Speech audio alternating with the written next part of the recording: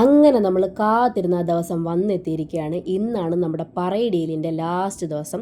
വീട്ടിൽ നിന്ന് ചേട്ടായുടെ അച്ഛനും അമ്മയും ഒക്കെ വന്നിട്ടുണ്ട്. പിന്നെ വൈദേഹി എന്തോ കാര്യമായിട്ട് ഉദ്ദേശിക്കുന്നുണ്ട്, എന്താണെന്ന് എനിക്ക് മനസ്സിലാവുന്നില്ല.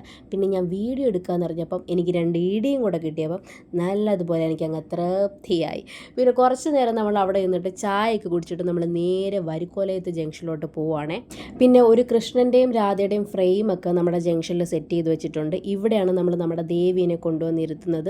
ഇത് ദേവിക്കുള്ള പറയാണ്, കാണിക്ക എന്നാണ് പറയുന്നതെന്ന് തോന്നുന്നു.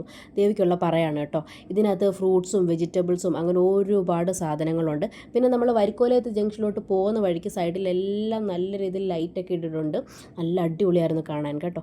ഇതെന്താ സംഭവം എന്ന് വെച്ച് കഴിഞ്ഞാൽ, നമ്മുടെ വരിക്കോലയത്ത് ജംഗ്ഷനിൽ ദേവി വന്നിട്ട് ദേവീനെ ആനയിച്ച് നമ്മൾ നമ്മുടെ ജംഗ്ഷനിൽ കാളോത്തുമ്പ ജംഗ്ഷനിൽ കൊണ്ടുവരും.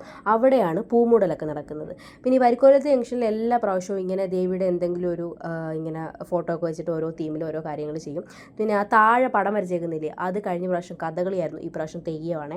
പിന്നെ വൈദേഹിക്ക് നമ്മളൊരു ബലൂണും ഐസ്ക്രീമും ഒക്കെ വാങ്ങിച്ചു കൊടുത്തു. അപ്പോഴാണ് ഞാൻ ചേട്ടായുടെ ഒരു കൂട്ടുകാരനെ കണ്ടത്. ഇതാണ് ചേട്ടായുടെ കൂട്ടുകാരൻ, പേര് ഞാൻ പറയത്തില്ല, നീ പേടിക്കണ്ട. പിന്നെ ഇതാ ഈ വെള്ളം കുടിക്കുന്നത് എൻ്റെ ഫ്രണ്ടാണ്, എൻ്റെ സ്വന്തം ഫ്രണ്ടാണ് അബി.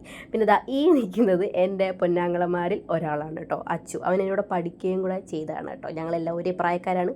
പിന്നെ നമ്മൾ ജംഗ്ഷനിൽ എത്തിയപ്പോഴത്തേനും ദാ നല്ല ആളായിട്ടുണ്ട്, അങ്ങോട്ട് പോയതുപോലെയല്ല. പിന്നെ ദാ നമ്മുടെ നടി നമ്മളെ വെയിറ്റിംഗ് ഷെഡിൽ ഇരിപ്പുണ്ട്. ആൾക്ക് നല്ല പനിയാണ്. പിന്നെ ആൾക്ക് വേണ്ട സാധനം നമ്മൾ വാങ്ങിച്ചു കൊടുത്തിട്ടുണ്ട്. കൂട്ടത്തിൽ ഞാനും വാങ്ങിച്ചു ഒരു ഓറഞ്ച്.